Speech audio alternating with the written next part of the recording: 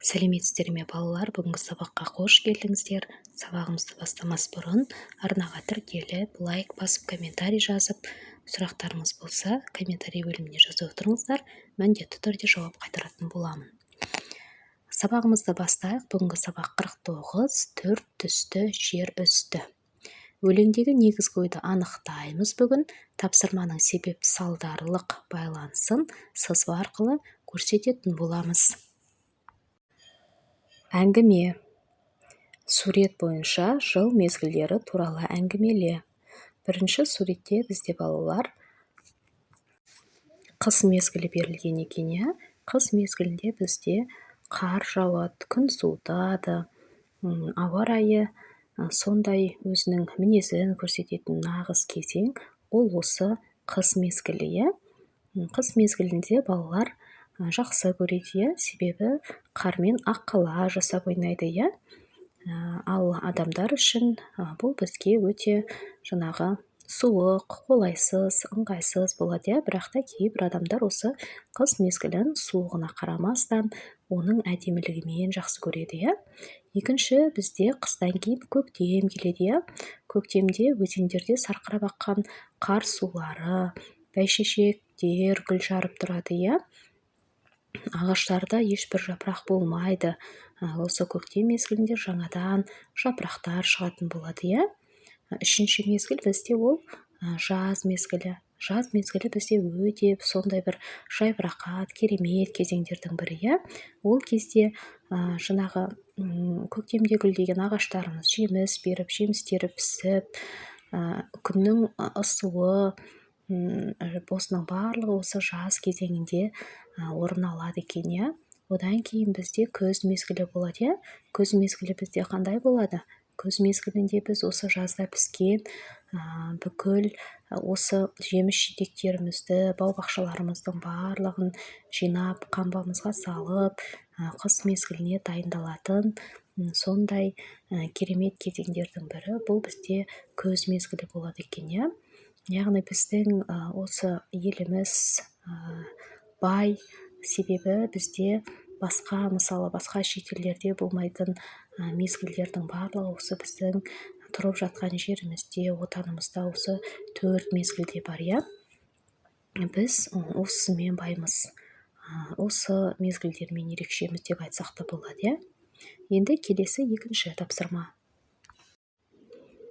Жыл мезгілдерін, айларын сызба арқылы бейнелеп көрсетіңдер. Бұл жерде бізде балалар жыл мезгілдері, 4 жыл мезгілін бізге 4 топқа бөліп қойған. Бізде ең бірінші қыста желтоқсан, қаңтар, ақпан. Осы 3 ай бізде қыс мезгілі болады екен. Ал көктем мезгілі маусым, шілде, тамыз. Яғни бұл бізде жаз айлары болады екен. Ал көктем бізде наурыз, сәуір, мамыр. Осы 3 ай бізде көктем болады. Ал күз мезгілі бізде қыркүйек, шілде, тамыз. Мінекей балалар 4 мезгілдің айларын атап сызбамен көрсетіп қойдық. Енді бізде келесі тапсырма. Мақсұт Неталиев 1934 жылы дүниеге келіп, 2015 жылы дүниеден озған.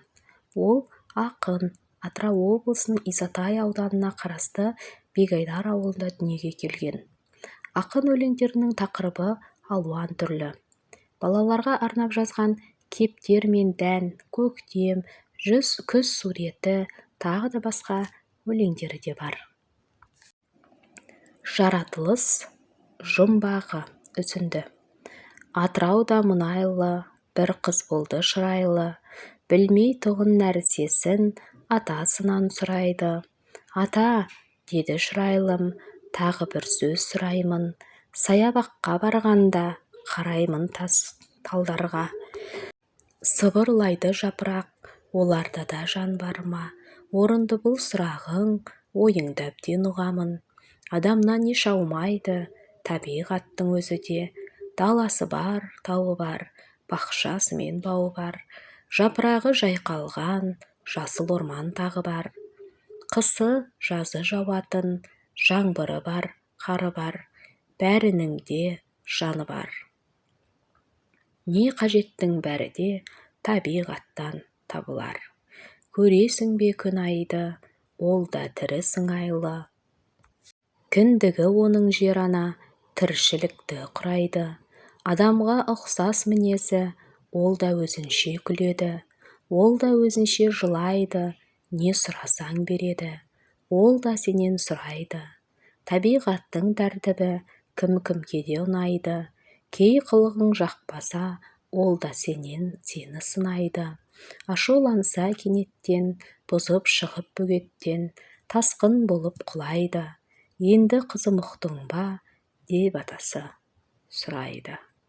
Өлеңнің авторы Мақсұт Неталиев. Өлеңдегі сыңайлы сөзі сияқты деген мағынаны білдіреді. Сұрақ: атасы табиғат құбылысын кімге ұқсатады? Атасы табиғат құбылысын адамға ұқсатады, иә? Қалай ойлайсың, табиғат неге жылайды, неге күледі? Менің ойымша, балалар, табиғат қай кезде жылайды? Біз оны жұлсақ, су құймасақ, жаңағы шөптерді таптасақ, сол кезде табиғат жылауы мүмкін, иә? Ал күледі ол, біз оған жақсылап қарасақ, суғарсақ, су берсек, баптап, күтіп қарайтын болсақ, ол бізге қарап күлін жайып күлетін болады, иә? Есіңе түсір, пейзаж, көркем әдебиетте суреттелген табиғат көрінісі. Жазушы пейзаж арқылы көбелектің қанатының дірілін, жапырақтың сыбдырын, судың сылдырын құлағымыз естіп, көзіміз көргендей әсер қалдырады. Пікіріңді айт. 5-ші сұрақ: Шырайлымның сұрағына сен қалай жауап берер едің? Шырайлым атасына былай сұрақ қояды, яғни табиғатта да, жапырақтарда тіл бар ма деп сұрап қояды. Яғни бұл сұраққа мен иә, жапырақтарда да, ағаштарда да, барлық өсімдіктерде, жемістерде тіл бар. Яғни олар жаңағы өзара тілдеседі. Өзара мысалы біз су құймасақ, оларға дұрыс қарамасақ, өздерінің көңіл күйлерін білдіреді деп айтқым келеді.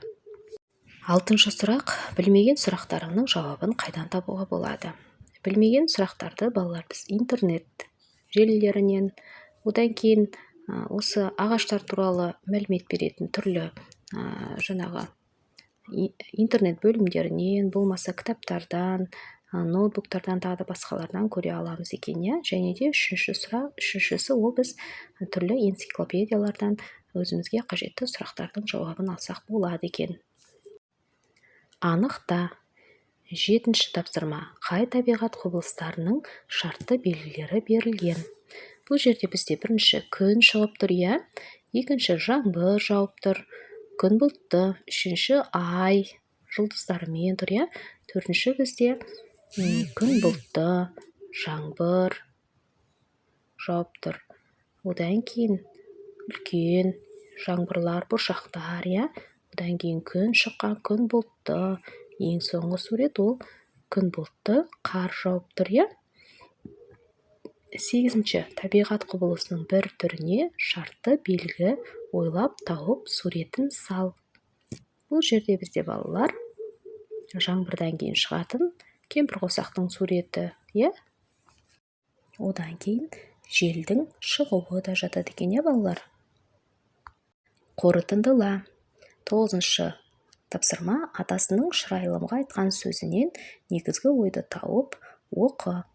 Жер ананың адамға ұқсастығы туралы жаз. Балалар, сіздер Шырайлымға айтқан сөзінен негізгі ойды тауып өздеріңіз оқитын боласыздар үйден, иә? Жер ананың адамға ұқсастығы туралы жазатын болсақ, жер ана да адам секілді. Адамдардан жақсылық көрмесе, боран дауылымен, қаһарлы аязымен, аптап ыстығымен ренжуін жеткізеді. Ал адамдардың қамқорлығы мен мейірімін сезер болса, мол сыйымен, әсем табиғатымен өзіне баурап алады екен. Олай болса, балалар, бүгінгі біздің сабағымыз осымен аяқталды.